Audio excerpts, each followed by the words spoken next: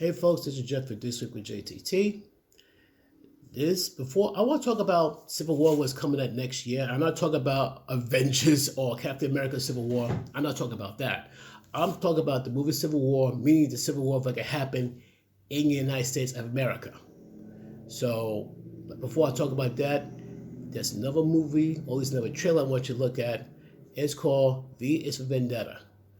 And I want you to think about the terrifying parallels this movie talk about, and also think about the parallels it has from the movie V for Vendetta to events that happened just a few short years ago. So check out the trailer. And I'm also going to provide a link where you can see that. I believe it's going to be on Netflix. So check it out. There are, of course, those who do not want us to speak. Let me think, just let me think. In fact, even now, orders are being shouted into telephones, and men with guns will soon be on their way. It's Chancellor Sutler. Damn it. Why? Because while the truncheon may be used in lieu of conversation, words will always retain their power. Words offer the means to meaning, and for those who will listen, the enunciation of truth. And the truth is, there is something terribly wrong with this country, isn't there? You designed it, sir. You wanted it foolproof. You told me every television in London. Cruelty and injustice, intolerance and oppression. And where once you had the freedom to object, to think and speak as you saw fit, you now have censors and systems of surveillance, coercing your conformity and soliciting your submission. We need cameras. How did this happen? Who's to blame? Well, certainly there are those who are more responsible than others, and they will be held accountable. But again, truth be told, if you're looking for the guilty, you need only look into a mirror. I know why you did it. I know you were afraid. Who wouldn't be? War, terror, disease. There were a myriad of problems which conspired to corrupt your reason and rob you of your common sense. Fear got the best of you, and in your panic you turned to the now High Chancellor Adam Sutler.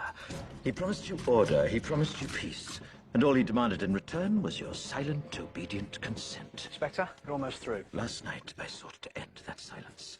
Last night I destroyed the Old Bailey to remind this country of what it has forgotten. More than 400 years ago, a great citizen wished to embed the 5th of November forever in our memory. His hope was to remind the world that fairness, justice, and freedom are more than words. They are perspectives. So if you've seen nothing, if the crimes of this government remain unknown to you, then I would suggest that you allow the 5th of November to pass unmarked. But if you see what I see, if you feel as I feel, and if you would seek as I seek, then I ask you to stand beside me 1 year from tonight, outside the gates of Parliament, and together we shall give them a 5th of November that shall never, ever be forgotten. Yeah, that's a very intense trailer. And other information that flashed on the screen as well is also you got to pay attention to. I saw the movie in the theaters, and I never imagined that the events that took place back then actually happened here. Not exactly the way I would worry about like it happened there, but it's getting awfully close, if anything, too close. So, folks, please wake up. Don't be so quick to be distracted by the Kardashians and other foolishness. Don't be so quick to be distracted by things like from Will Smith. Like, yes, it's interesting, but don't let it distract you completely.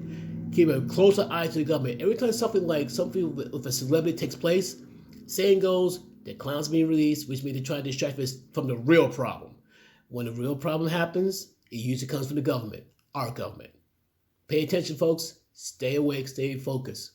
Like I said, check out V is for Vendetta. It's on Netflix. Peace.